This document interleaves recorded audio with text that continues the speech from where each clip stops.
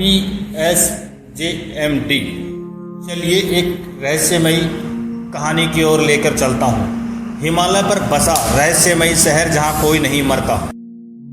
पृथ्वी पर सबसे सुंदर और अदूषित क्षेत्रों में से एक है। यह सुदूर क्षेत्र न केवल साहसिक प्रेमियों को आकर्षित करता है बल्कि उन यात्रियों को भी आकर्षित करता है जो अपने जीवन में अस्तित्व का गहरा अर्थ खोजने के उद्देश्य से निर्देशित होते हैं। पिछली शताब्दी तक रहस्यों में डूबा और अत्यधिक दूरस्थ तिब्बत अभी भी काफ़ी हद तक अज्ञात और अनदेखा है, और यह बात इस हिमालय क्षेत्र को और अधिक दिलचस्प बनाती है।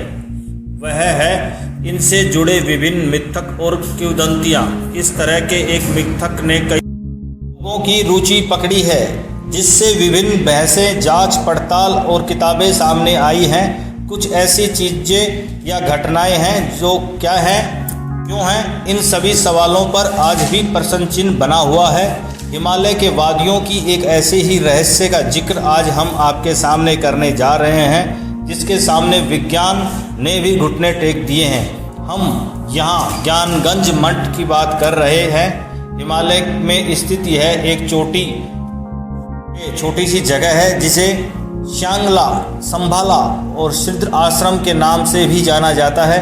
ज्ञानगंज मठ में केवल सिद्ध महात्माओं को स्थान मिलता है। इस जगह के बारे में ऐसा कहा जाता है कि यह रहने वाले हर किसी का भाग्य पहले से ही निश्चित होता है और यहाँ रहने वाला हर कोई अमर है। यहाँ किसी की मृत्यु नहीं हो सकती। ज्ञानगंज के बारे में किंवदंतियाँ हैं, वो इस प्रकार से हैं। चलिए मैं आपको बता देता हूँ। आध्यात्मिक शक्ति के इस केंद्र में बुद्धिस्ट जाने का प्रयास करते हैं, लेकिन इनका रास्ता किसी को समझ में नहीं आता है। ज्ञानगंज में योगियों के अमर रहने की बात पर विज्ञान तर्क देते हुए यह कहता है कि एक निश्चित आयु के बाद जीव की मौत हो जाती है। अगर बॉडी में लगातार नए सेल्स बनते रहें और किसी तरह के ऑर्गन्स को लंबे समय तक स्वस्थ रख सके तो इंसान भी 1000 साल से ज़्यादा जी सकता है। न केवल साइंस बल्कि आयुर्वेद में भी कुछ ऐसा ही कहा गया है। ज्ञानगंज मठ में रहने वाले ऋषि योग विद्या में पारंगत होते हैं और इसी के सहारे वे अपनी भावनाओं को कंट्रोल करते हैं। इंसान ऐसा नहीं कर सकता। इंसान का किसी भी चीज़ पर कोई कंट्रोल नहीं है और न ही मौत पर उसका कोई वश चलता है। लोगों का ऐसा मानना है कि यह जगह किसी खास धर्म से संबंधित नहीं है। यहाँ तक वही पहुँच पाएगा जो किसी तरह से खुद को यहाँ के लायक बना लेगा। दूसरा है संभाला। बौद्ध धर्म के अनुसार यदि हमें बौद्ध धर्म की बात करें तो बुद्धिस्ट ऐसा मानते हैं कि भगवान बुद्ध ने अपने आखिरी दिनों में कालचक्र के बारे में ज्ञान प्राप्त कर लिया था। उन्होंने कई लोगों को इसके बारे में बताया भी था। इनमें से एक थे राजा सुचंद्र। राजा जब इस ज्ञान को प्राप्त कर वापस अपने राज्य में आए तब से तिब्बत में उस स्थान को संभाला कहा जाने लगा।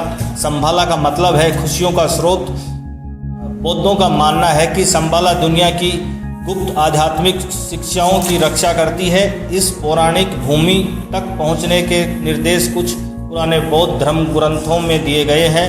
हालांकि निर्देश स्पष्ट हैं। बौद्ध भी मानते हैं ज्ञानगंज मृत्यु के नियमों की अवहेलना करता है। इस अमर भूमि में किसी की मृत्यु नहीं होती और चेतना सदैव जीवित रहती है। इसे संभाला और शांग्रीला के नाम से भी जाना जाता है। ज्ञानगंज मठ कल्पना या रहस्य, चलो इसके बारे में आपको बताता हूँ।